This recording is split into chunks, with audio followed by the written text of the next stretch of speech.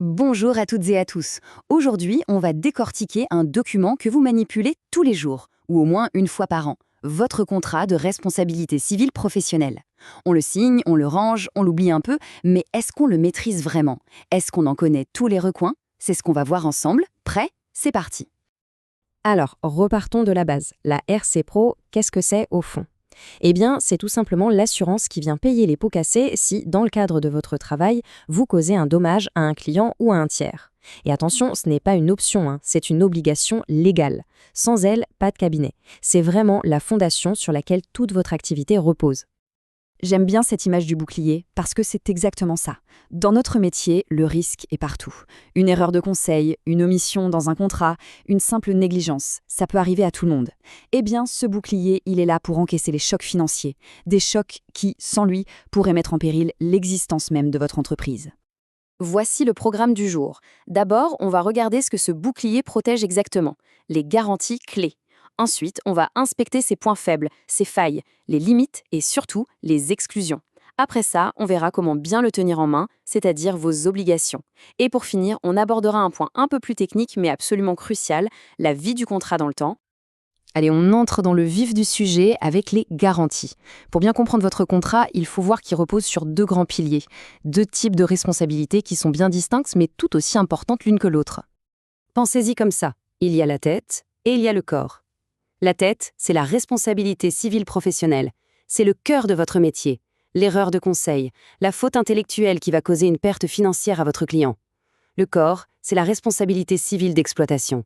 Ça couvre la vie de tous les jours de votre agence. Un client qui glisse sur le sol mouillé, un de vos ordinateurs qui tombe sur les affaires d'un visiteur. Là, on parle de dommages corporels ou matériels. Les deux ensemble forment une protection complète. Mais ça ne s'arrête pas là. Sur la partie professionnelle, on trouve souvent des extensions de garantie bien utiles. Par exemple, si vous travaillez avec des sous-traitants, vous restez responsable de leurs erreurs. La garantie peut couvrir ça. Elle peut aussi couvrir la perte ou la destruction de documents que vos clients vous ont confiés. Et un point très important, elle peut prendre en charge les frais d'avocat si jamais vous avez un contrôle de l'ACPR qui se passe mal. Et du côté de la RC exploitation, il y a aussi des bonus. La faute inexcusable, par exemple. C'est crucial si vous avez des salariés. Ça vous protège si votre responsabilité est engagée après un accident du travail grave. L'assurance peut aussi couvrir les bêtises, même intentionnelles, commises par un de vos employés. Ou encore, elle peut financer une cellule de communication de crise pour protéger votre réputation si un pépin survient. Bon, maintenant on arrive à un point absolument capital. Un bon courtier, ce n'est pas juste quelqu'un qui sait ce que son contrat couvre. C'est surtout quelqu'un qui sait parfaitement ce que son contrat ne couvre pas. C'est là que se cachent les vrais dangers.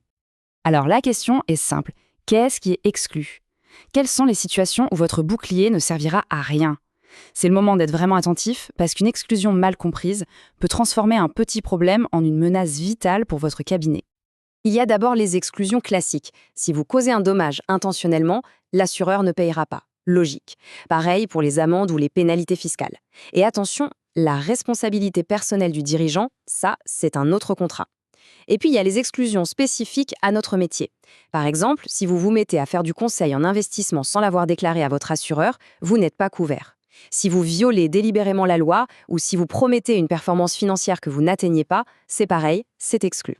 Et je dois insister sur un point. Cette liste n'est qu'un résumé des plus grandes exclusions. La seule, l'unique vérité, celle qui fera foi devant un tribunal, elle se trouve où?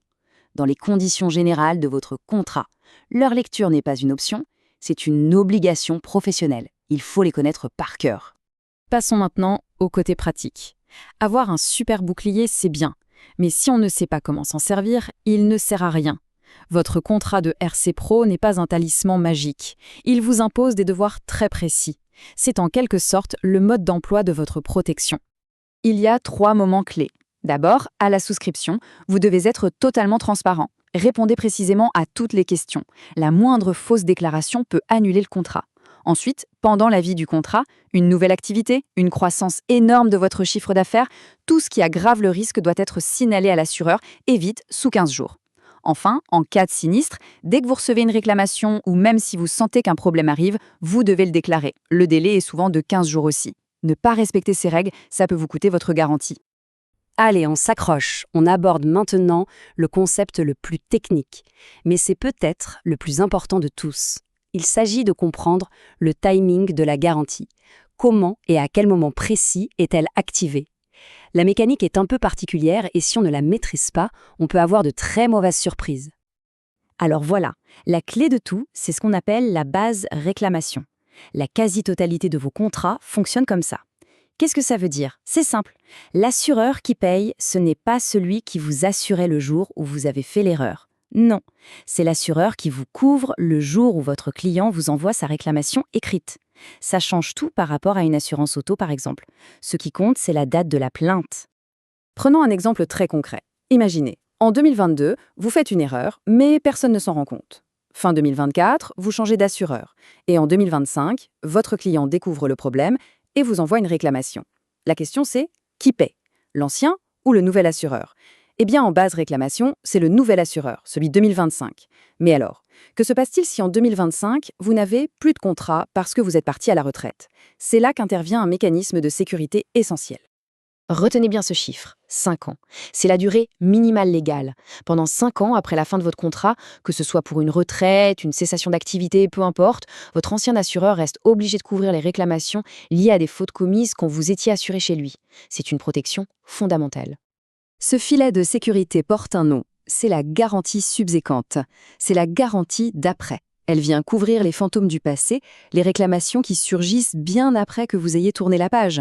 C'est ce qui assure une vraie continuité dans votre protection, même quand votre cabinet n'existe plus. Pour conclure, j'aimerais vous laisser avec cette question. Pour vous, c'est quoi votre contrat de RC Pro? Est-ce que c'est juste un papier administratif, un certificat obligatoire qu'on renouvelle sans trop y penser? Ou est-ce que vous le voyez pour ce qu'il est vraiment? Un outil stratégique pour piloter vos risques, un guide pour vos pratiques professionnelles et finalement, le socle de la confiance que vos clients placent en vous? La réponse que vous apportez à cette question en dit long sur votre vision du métier. Je vous remercie de votre attention.